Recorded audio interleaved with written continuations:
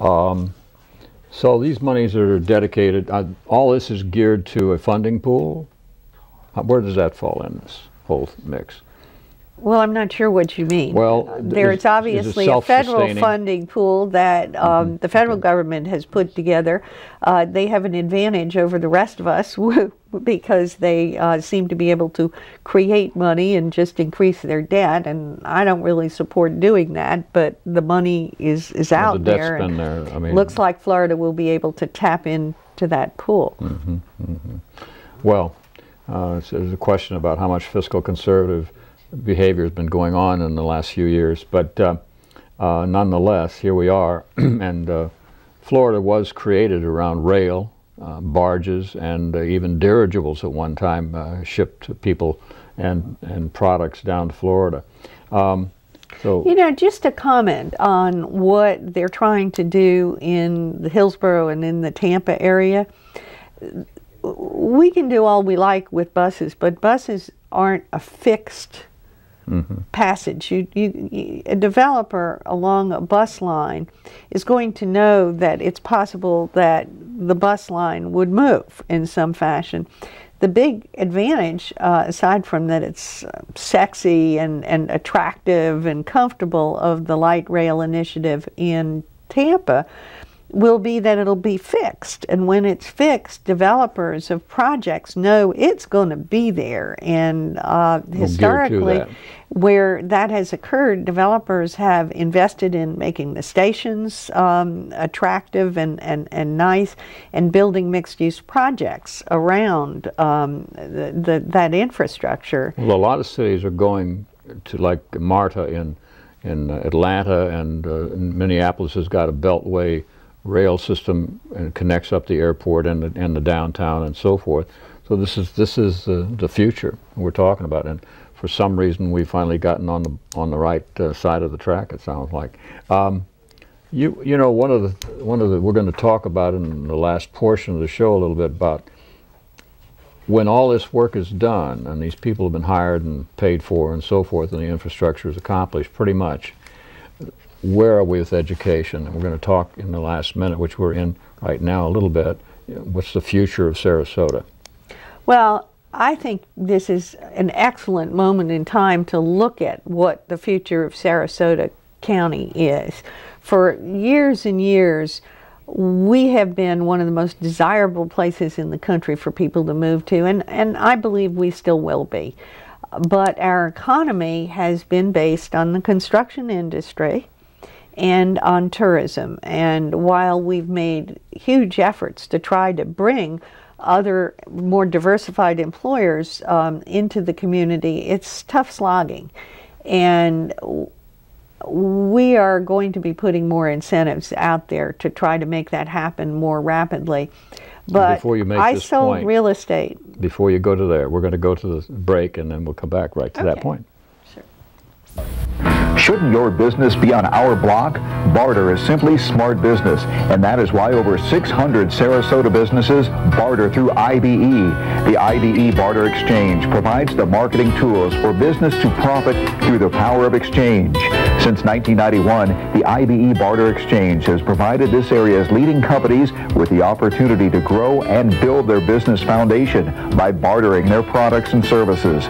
You'll be pleasantly surprised how your business can prosper by partnering with the IBE Barter Exchange Network. So build a stronger foundation for your business by enjoying the benefits of barter. In doing so, you'll realize increased profitability and an expanded customer base, which will result in increased sales and productivity. So if you want to know more about IBE and how barter can work for you, please visit our corporate offices located at 1161 North Tamiami Trail, or call an IBE representative at 955-6100. Barter is simply smart business. Since 1990, Mothers Helping Mothers has been providing basic necessities such as clothing and baby items free of charge to families in need right here in our community.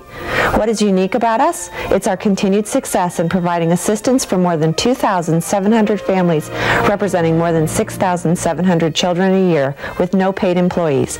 Won't you open your hearts to helping children right here in our own backyard? Please call Mothers Helping Mothers at 953-7572. You can make a difference. I'm David Shapiro with the law firm of Shapiro, Goldman, Baboni, and Walsh.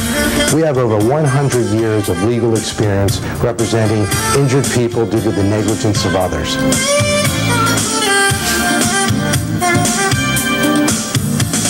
If you've been hurt, call us at 954-4000 or visit our website at getmejustice.com.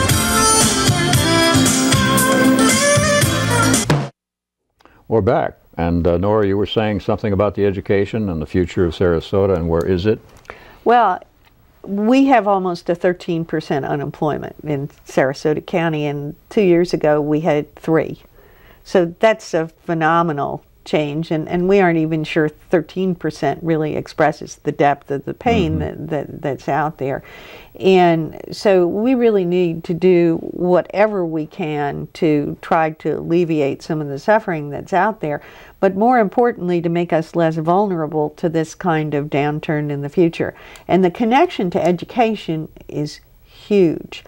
During the years that I sold real estate, the first question I was always asked by potential buyers in this area is, what's the school system like? And when you court an employer that you would like to come and provide jobs in Sarasota County, maybe something that's perfectly suited to what's here, first question they ask is, what's your school system like? Florida has not had a crackerjack school system, does not have a good reputation for having a great school system, although the state is trying as well.